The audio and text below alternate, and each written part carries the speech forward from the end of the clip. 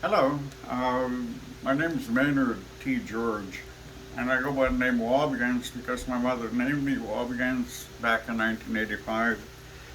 I'm speaking tonight about an issue called, I entitled it Ontario Land Theft by Crown and Aboriginal Chiefs. I've been doing research on the Camp Ipperwash Stony Point land claim, and I found out that this is just the tip of the iceberg. And what's involved is the Royal Proclamation of October 7th, 1763 was actually a good document in its originating state. But it's been incorporated into law and also the recent court rulings. And as a result of that, there's been a number of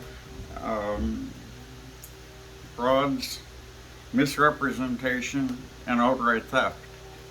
And it's not just against the Aboriginal people, but against the local farmers, against taxpayers who believe that their tax dollars are paying for land claims, which isn't entirely the truth. But that's another issue which we'll get into further. This is a disclosure as to why the Crown stole lands with chiefs. It's better to pay a handful instead of a group of people. In this case, the issue that I'm talking about is 18 families which were uprooted and displaced in 1942. Out of the 18 families, 12 of them were Chippewa, 6 were other First Nation peoples. They called them Potawatomi. However, I believe that there was other bloods involved as well.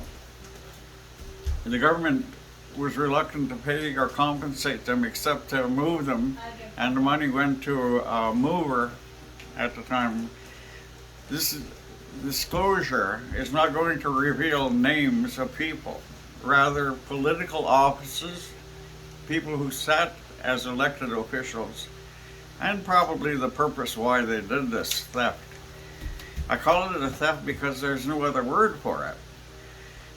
The English had a term that they said that the pen was mightier than the sword. However, from the background that I come from, I believe that the spirit is mightier than the pen or the sword. In this case, the Spirit of God. Certainly, I haven't been paid for any of the work I did. Why? Because when I started this work, I began working to help my mother. My mother was the late Pearl George, and there's other Pearl Georges, just like there are other Maynard Georges. So we had to define ourselves on who we are, what we are, where we came from. And this took traveling. It meant going to the archives, to the Department of Indian Affairs, and so forth, to prove that we were wrong, not just in 1942, but most recently in 1980. What started out was a late chief at Kettle Point demanded the return of Stony Point, or Camp Ipperwash, to the Stony Point people residing at Kettle Point. However, not all the people from Stony Point lived at Kettle Point. We were referred to as refugees in 1942 and thereafter.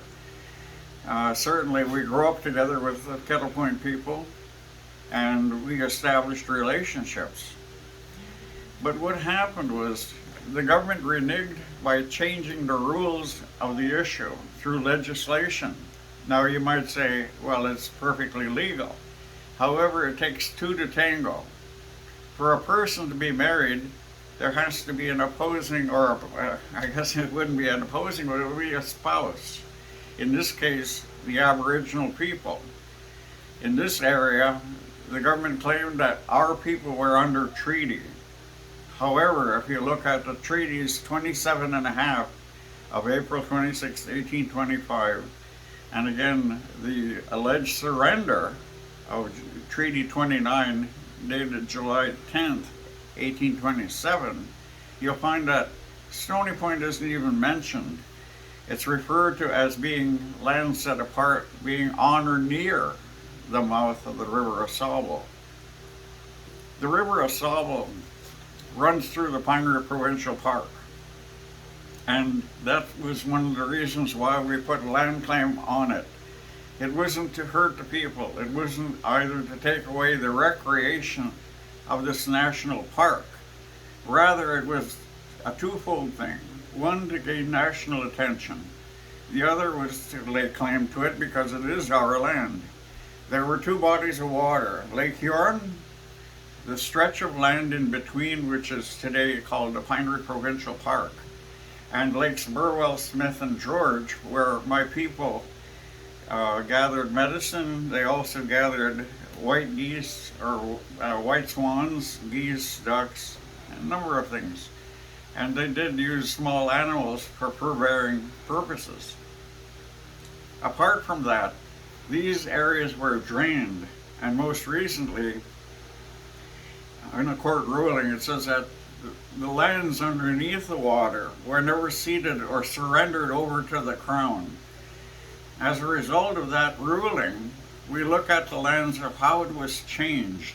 It was changed because they were drained, and they were placed what they called cuts in, or there was much terrain that was removed, and through the drainage of these lakes, it suddenly become land. And they said, oh, this land was surrendered by the Indians. That wasn't the case. So when we moved onto the land, it wasn't, again, to intimidate people. Rather, it was to gain the respect that we showed other people, the respect of our neighbors. Certainly, we can't do one wrong for a wrong that was committed to our people. We weren't out to uproot anyone nor displace them, but we were to make them aware that they are on our territories, on our lands, and we have not been compensated. I say this very adamantly, that back in August of 1980, before the Constitution was changed, that a proposal came from the Crown outlining that under an 8-point proposal, that lands of those people that were moved were not being affected. However, during the research, and we've done quite extensive research, not in other people's properties or ownership, but rather in our own individual families. So I'm doing this kind of without the permission of my other not beneficiaries, but joint heirs in common. I have a number of brothers and sisters who haven't consented to me releasing this disclosure. I do this directly and purposely, not to put them in a spot, but to put the government on notice that we're going to move again. We're going to move forward and allow the people knowledge that we're not doing this in an aggressive manner, but rather legally and politically and morally appropriate. We fear God. We fear doing wrong not just to people, but to harm ourselves in our faith, in what we stand for. Some of us have never worked at Kettle Point Reserve, not that we weren't entitled to it, but rather this. The jobs went to the families of the chief and council, and that's the way it is today.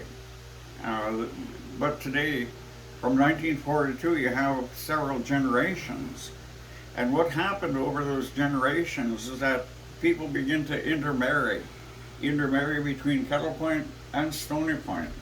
So it was an easy act for this to occur. This is a headline from the Forest Standard back from 1972, when a potential prime minister visited. He was a minister of Indian Affairs. His name, Jean Chrétien. And Mr. Chrétien met with the chief at Kettle Point in a town called Arkona, Ontario. And a demand was made for the return of Camp Ipperwash to the Stony Point people. However, from this date until 1973, documents were changed. Files were changed not locally, but at the headquarters of the Department of Indian Affairs.